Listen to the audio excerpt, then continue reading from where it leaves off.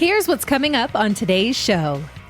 Hackers are becoming more sophisticated, which puts you and your family at greater risk of identity theft. In today's episode, Marc and I are going to talk about the recent MOVEIt hack and the top 7 actions that I recommend to protect yourself. It's easy to get lost on the way to retirement. Things like taxes, improper planning, and excessive market risk can all lead you astray from your goal of a successful and happy retirement. That's where Liz Whittaberry comes in.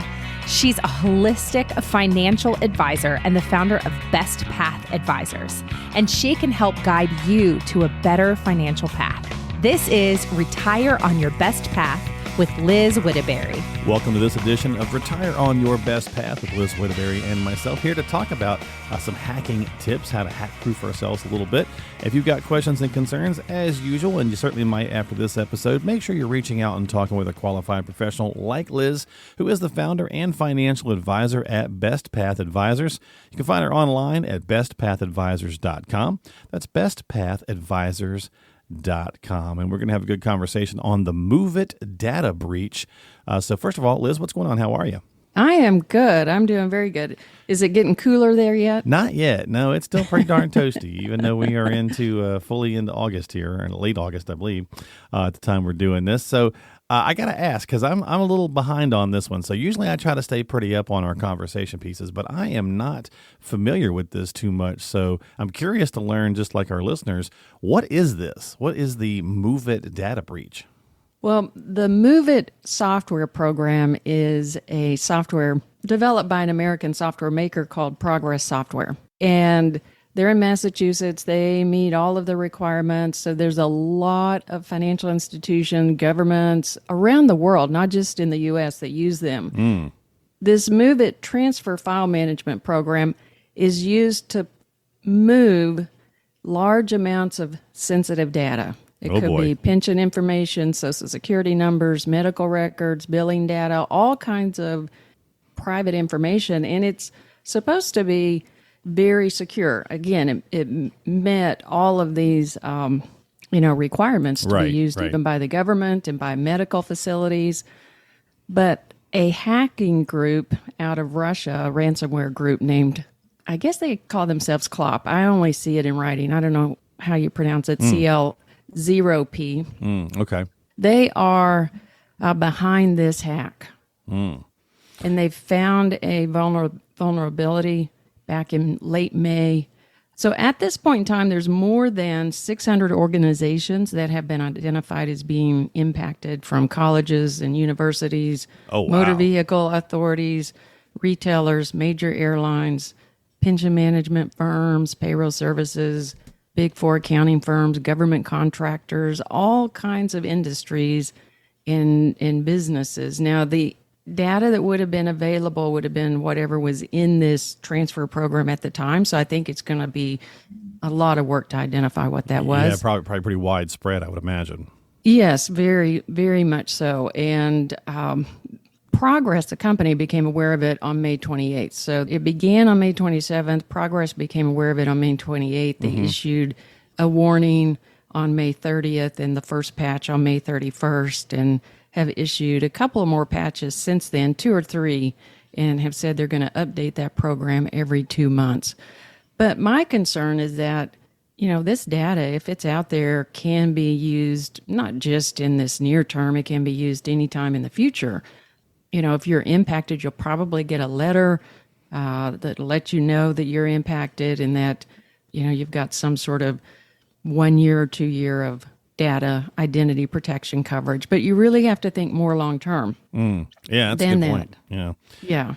It seems like that I think about the time, I think this week, I believe the Cambridge Analytics, I think the class action on that is closing up this week, if I'm not mistaken. The website for putting your information in to let them know that you were affected and wanted to get some of the whatever $750 million or whatever it was that Facebook was paying out.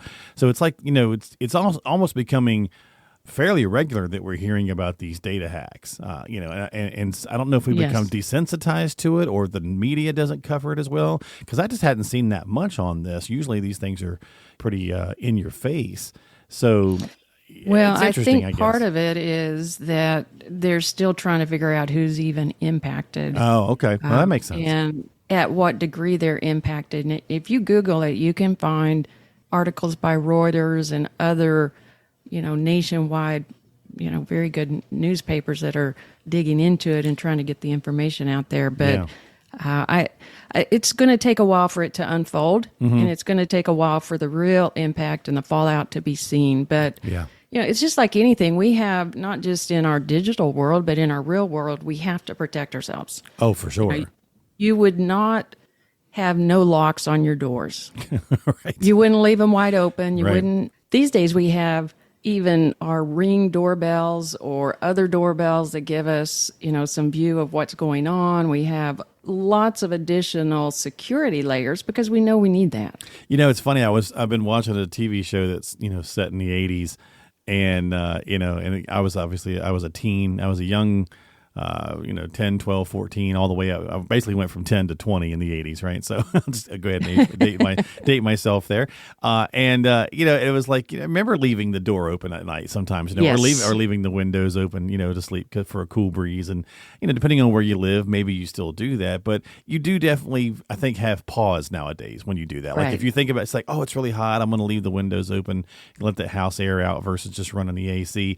You kind of pause now, right? Versus just in the, used to Right. kind of old school, you just be like, throw caution to the wind and, let it rip. So yeah, you definitely got to protect yourself. And certainly in our digital world, our digital versions of ourselves as well. Exactly. And there's people that still leave their wallets in their vehicles because they grew up doing that. I'm guilty. And you have to be very careful about that these days because in our neighborhood, there are people going around, seeing what cars they can get into or Right. seeing if they can see something Well, in the luckily I cars. live in the sticks, so that you'd have to be pretty brazen to come down to my vehicle to check it where I live. But yeah, but that's a great point. So with that said, let's talk about some of the hacks that you were talking about. You kind of teed up in your teaser here, 7 tips to go through. So from a digital standpoint, what do we got? Well, I think one of the first things, especially in light of this, to protect yourself is to make sure that your credit bureau information is protected. The 3 credit bureaus are Experian, Equifax, and TransUnion, and they will all let you put a fraud alert or freeze your credit. Now, a fraud alert, for it to be a really strong fraud alert, you need to have proof that you were a victim of fraud, and that will last 7 years. I personally like the security freeze because if you have frozen your credit, no one can get access to the credit report. It's now free to do that. Mm-hmm. Initially, it was not. Okay. And you can freeze it and unfreeze it at any point in time. Mm-hmm. And if it turns out that your Social Security number is out there in the dark web, no one can do something with it if you've got your credit frozen. Right. Yeah, because you don't need to. So you can let it sit there, especially if you're not accessing it for anything, right? If you're not planning on buying anything, there's really no reason to have for anyone to do a soft pull or anything like that. And if you do need it, then you turn it back on temporarily and then turn it back off. And that is, in my opinion, the best way to protect your credit. And you can usually do that through those bureaus, correct? Yes, you can do that online or you can call them. Okay. All right. And I'm actually going to be sending my Friday email that will go out tomorrow morning. The day after this is aired, is going to have the instructions for that. So if anybody fantastic. that's listening to this is not on my Friday email and you want that instructions, just send me an email and I will send that to you. Yep. Stop by the website, bestpathadvisors.com, and shoot her an email. Okay. So that was one tip. What else we got? The next thing I like is use a private email. And what I mean by this is use one email address that is only for financial accounts. Your bank, your credit card, your payment services. Don't use it for anything else. Do not tell anybody else what that email is. That protects you because the access to most of your password resets is going to be your email. And if a hacker can figure out what your email is and figure out maybe some of the guesses to, well, what's your mom's maiden name Right, or what's your dog's name or, things that might be used to reset your password, then it's easier for them to get that done. And if you have a private email, then no one knows what that email is. I have used a private email for probably 6 or 8 years. I don't know, a long time now. And I don't even get any junk email to that private email. That's awesome. I love that because I know that none of those institutions are selling my information. Right. Yeah, that's a great point. I hadn't even thought about that. And, you were talking about, just kind of not the passwords or the, guessing the mom's maiden name and all that stuff. It's like those things they put on social media a lot of times. And you often see people love to talk about themselves, right? So they want to chime in on it. So it's like, hey, what was, they'll put a meme up that says, what was your first car? Right. Right.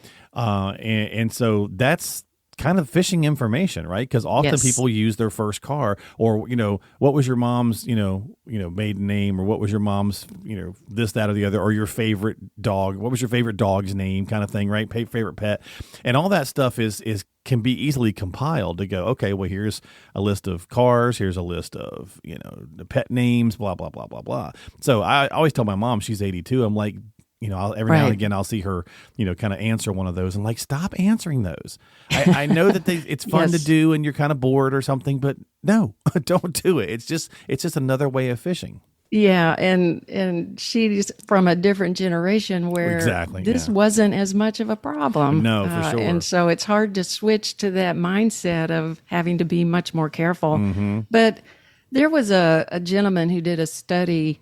He was, I believe he was a journalist, and he worked on hacking a friend's everything and told this friend that they knew that he was going to try this. Right. And so he was able to identify a number of things and get into the email and then get into the bank account and and so his point was how easy it is if you're not very, very, very careful about keeping that stuff private. And the private email then sets you up for that. That's great.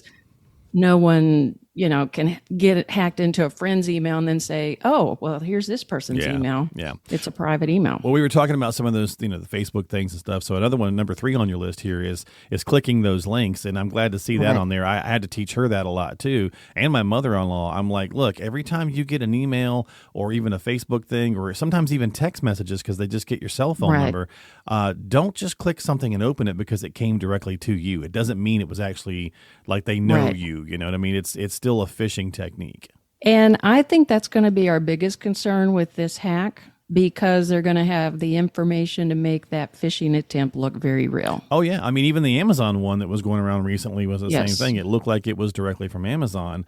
And you think, okay, well, I've got an Amazon account, so this is probably legit, blah, blah, blah. Don't do it, right? Call them directly. Log into your actual account and then call them directly. Don't click something that was sent to you. You initiate the contact versus the other way around. Yeah, if you didn't request it, don't click it. Exactly. Okay. Number 4. Number 4, use strong passwords. So not your dog? Not your dog. And in fact, we did use our dog's name for a while. And there is a password string checker. There's a number of ones, but security.org has a link, how secure is my password. And the dog one that we used to use can now be hacked in like an hour. Okay. Now, back in the day, computers weren't that strong, and these hackers weren't as sophisticated as they are now. They're now running it as a total business. But you want to have 12 or more characters. You can check that strength. My work email, the password I have on that says it would take 100 octillion years to crack it. Wow. I don't even know what an octillion year is. I don't either, but it's so long that they're not going to try that long. Yeah. They're going to give up. That's an interesting point. Now you can, and that's something that the FBI said. They came and talked to the financial advisors here in Dallas at some point in time, and their point was, if it's going to take them longer than a week or 2 weeks to hack, they're going to move on to the next. But to your point, right? It's a business, and so it's for this industry now. I suppose it's terrifying to say that that's an industry, right? But just like anything, just like people when they're trying to pull any kind of scam, the more roadblocks that are there, the more they're going to move on to the easier target. They're going to pass on by those roadblocks. You can also use a password manager. And that then, if you get that set up, that then takes care of having very strong passwords for you. And you don't even have to remember them. Yeah. Yeah. Okay. All right. So that's number 4. So what's number 5?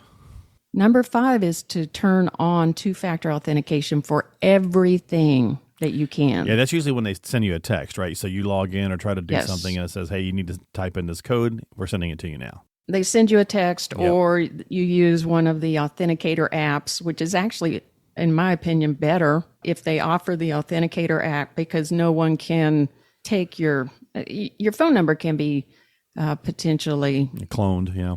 Cloned. Now, I don't think that that's a very big risk. I certainly do use two-factor authentication and get text messages to use to log in because that is the option. But if they have that authenticator option, then I choose that because I think that's just one more step above. Yeah. And then turn on passcodes. You should have your passcode on your phones, your tablets, your laptops, anything that could be grabbed and stolen. Mm-hmm. It needs to have a code to get into it. Yeah, exactly. You know, and not just your, again, not just your birthday or something like that. Right. Yeah. So, okay. Number 6. You should turn on your alerts for account activity. And what I mean by that is anytime that there's a transaction in your bank account or in a credit card, you can turn on an alert that if it's over X amount, you will get an email. I have turned that on for anything over $1 for mine. Right. So I get an email for every transaction. I then just look, and I have most of my things on automatic payment to the credit card. And that way I know it's actually the things that I approved that are coming through. I know that they have come through in the amount that I approved. But if anyone were to attempt to use my credit card, which has happened, from time to time, it will get stolen. Oh, yeah. And I'll have to replace it and update everything. But then I get alerted very quickly and can solve the problem right away. Yeah, and all of this stuff kind of leads into the fact that again, we're back to what we just said a minute ago. They look for the easiest mark. So often we just look for convenience in life, right? So we're like, I don't want to have a 12-character password, and I don't want to have to do the two-factor authentication thing and have them text me each. It's frustrating. It's annoying. I get it, right? But it's more annoying to deal with this other stuff, right? For sure. So, it would be absolutely a lot more annoying to have to work through having your identity stolen and have to clear things off your name that weren't supposed to be on your record. Yeah, I mean, to your point, like we've all kind of probably had our credit card at some point, right? You call in, you get to issue a new one. They give you they refund you the money for mine got done one time and they went to Waffle House like 4 times over the course of a weekend. And I'm like, and it was in a state I don't even live in, right? So, so it happens to all of us. And that's annoying. It's frustrating. We don't like it. We get it done quick. But full on, having your identity stolen is way beyond the annoying stage, right? That's into just the flat scary and can really ruin, things in your life and a lot of issues. So make sure you do that. So number 7, what's the final one here? Well, in light of what happened here, this breach happened because the software had a little vulnerability in it. They identified it and put out the patch immediately. Not all the companies applied the patch immediately when it was announced. So it has drug on longer than it should have. So always update your software. Those updates are to close vulnerabilities that they notice. That again is a hassle because you've got to go into your Windows update and make sure that it's updated and check the other programs, make sure that they're updated, set them to automatic update. I use Norton, and they will scan and tell me if any of the software programs are not updated. And, then I can update them. But that is becoming more and more important. I used to view that again as another one of those hassles. They're doing another little update. Right. And I got to sit here and wait on it. Yeah, it's always something. But it's very important these days to keep everything updated so that you're not exposed to any of those vulnerabilities. Yeah, for sure. Well, there you go. 7 tips to hack-proof yourself. It's we've been, was the book that came from A Brave New World, right? It's been a brave new world for a long time. So we got to make sure that we're doing these things. Annoyances or not, it can certainly, stave off some issues. Any final thoughts before we wrap up? I like the Friday email as well. So check that out when you send that out for Liz. Mm-hmm. Yes, absolutely.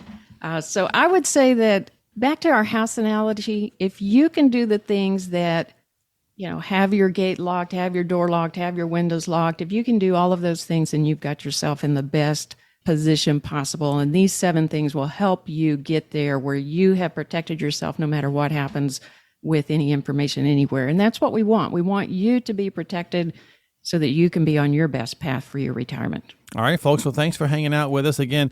Check out the Friday email. She's going to have this list on there as well. So if you are not signed up for that, just stop by her website and shoot her an email. And that's bestpathadvisors.com. And that's also where you can find lots of good tools, tips, and resources as well. You can schedule some time, talk with Liz if you're not already working with her. Subscribe to the podcast if you'd like as well on Apple, Google, Spotify. Lots of good information again at bestpathadvisors.com. And we will see you next time here on the podcast. Liz, have a great week. You too. Thank you, Mark. Yes, ma'am. We'll see you next time right here on Retire on Your Best Path.